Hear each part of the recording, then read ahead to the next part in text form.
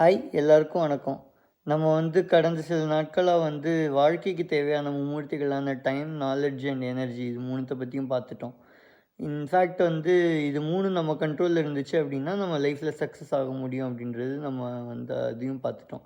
ஆனா நீங்க நல்லா யோசிச்சு பாருங்களேன். நம்மளுக்கு இது 3 எப்போதும் ஒண்ணா கிடைக்கவே கிடைக்காது. தனித்தனியா தான் கிடைக்கும்.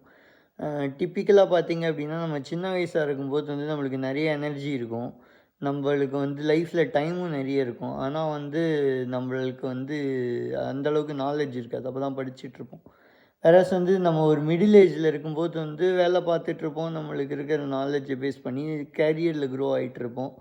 நம்மளுக்கு ஓரளவுக்கு எனர்ஜியும் இருக்கும். ஆனா இது இருக்காது. டைமே இருக்காது. பிகாஸ் ஏதாவது ஒரு வேலையா பிஸியா இருப்போம். வீடு, குழந்தைங்க ஏதோ இப்படி ஓடிடும் டைமு. வயசானோன்னே, ரிட்டயர் ஆனோன்னே பார்த்தீங்க அப்படின்னு சொன்னா, நம்மளுக்கு டைம் இருக்கும் டெய்லி பேசிஸில. நம்மள்கிட்ட ஆஃப்கோர்ஸ் நாலெட்ஜும் இருக்கும். அத வச்சு எக்ஸ்பீரியன்ஸ் இருக்குல்ல. ஆனா நம்மளுக்கு அன்ஃபார்ச்சுனேட்லி அந்த சமயத்தில எனர்ஜி கம்மியா போயிரும். ஸோ ஒரு நேரத்தில நம்ம லைஃப்ல இது 3 இல்ல. அத தான் நம்ம தொரத்திட்டு இருக்கோம். அது நம்மளுக்கு கண்ட்ரோல்ல இருந்துச்சுன்னா, சக்ஸஸ் கிடைக்குது அப்படின்றது தெரிஞ்சிருது.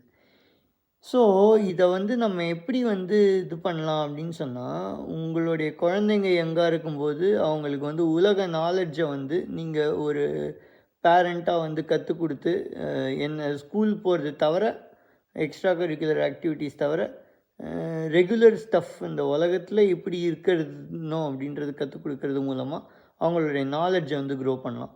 உங்க மிடில் ஏஜ்ல எஸ்பெஷலி தவறாம எவ்வளோதான் நீங்க பிஸியா இருந்தாலும், அட்லீஸ்ட் லைஃப்ல டெய்லிக்கும் ஒரு 1/2 an hour, 1 hour me time அப்படின்னு இங்கிலீஷ்ல சொல்லுவோம் இல்லையா? உங்களுக்குன்னு டைம் ஒதுக்கி உங்களுக்கு வேணுங்கிறத பண்ணீங்க அப்படின்னா, உங்களுக்கு ஒரு சாட்டிஸ்ஃபேக்ஷன் கிடைக்கும்.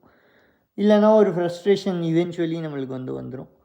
3வதா வயசான பீரியட்ல நம்மளுக்கு எனர்ஜி இருக்கணும்னா தேஞ்சு போன ரெக்கார்ட் மாரி எல்லாரும் சொல்றது தாங்க சொல்லுறேன். எக்சர்சைஸ் பண்ணுங்க. கொஞ்சம் யோகா, மெடிடேஷன்லாம் கொஞ்சம் சின்ன வயசுல பண்ணீங்கன்னா, அது ஒரு முதலீடா இருக்கும். ஒரு 60, 70 வயசு வரைக்கும் நம்ம ஆக்டிவா இருக்கிறதுக்கு. குறைஞ்சபட்சம் நம்மலாம் ஒரு ஆக்டிவா ஒரு வாக்கிங் இதெல்லாம் பண்ணோம் அப்படின்னா, நம்ம ஹெல்த்தியா வயசான டைம்லயும் இருக்கலாம்னு நம்புறேன். நாளைக்கு சந்திப்போமா? பாய்.